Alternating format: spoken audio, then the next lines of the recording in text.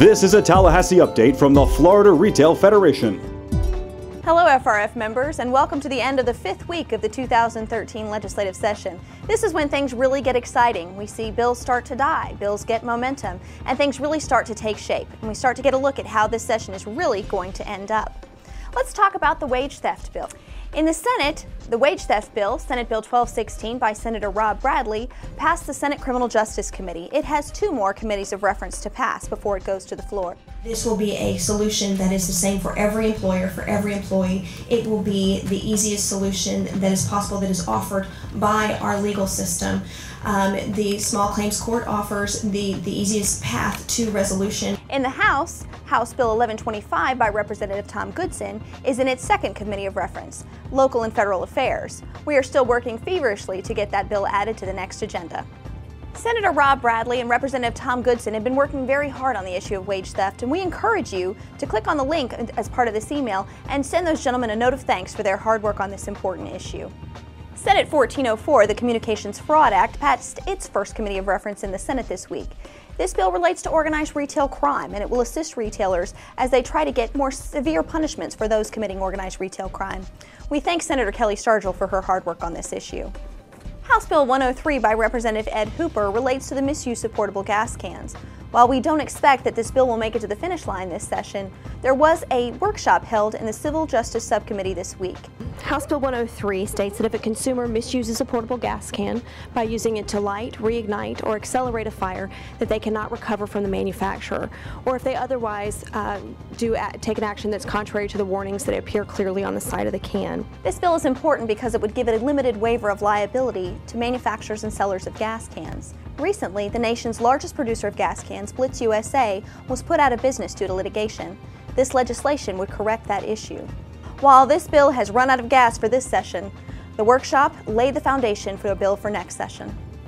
We've been keeping you posted on a House bill relating to bad check recovery sponsored by Representative Marilyn Magar.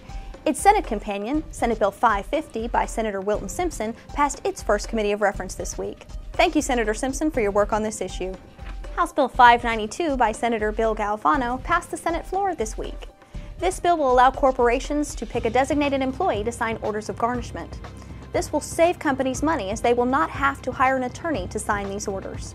House Bill 655 by Representative Steve Precourt on paid sick leave made it to the House floor this week for a full vote.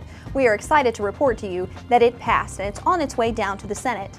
This is a good bill for Florida's economy.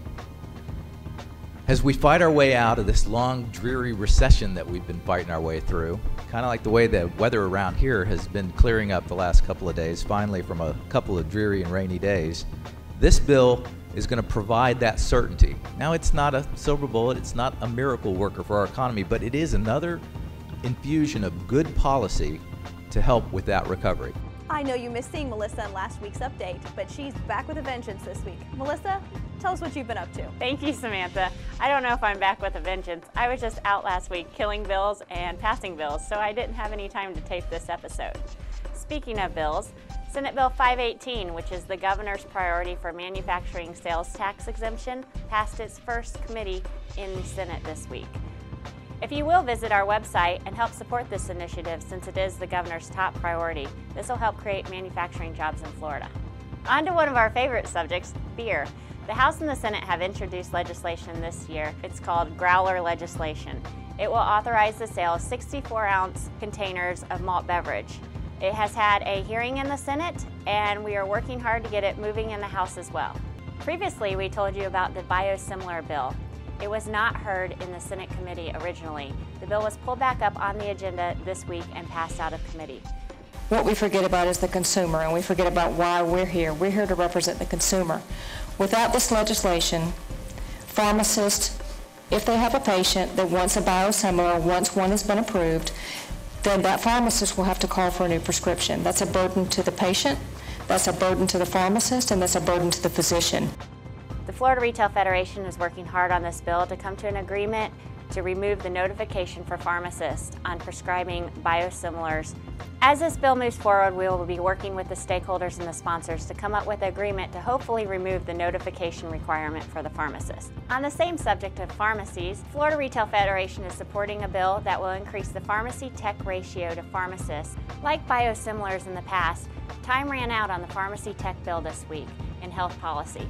We have assurance from the Senate sponsor and the chairman of health policy that the bill will be heard next week, and we look forward to supporting this bill. Ending on a good note, I'm happy to report that one of my favorite subjects is saving money while shopping. I'm happy to report that our back-to-school sales tax holiday is now part of a bigger package. House Bill 5601 should be up on the House floor in the near future. I'll be speaking to you next week. Stay tuned because the next half of session gets very eventful.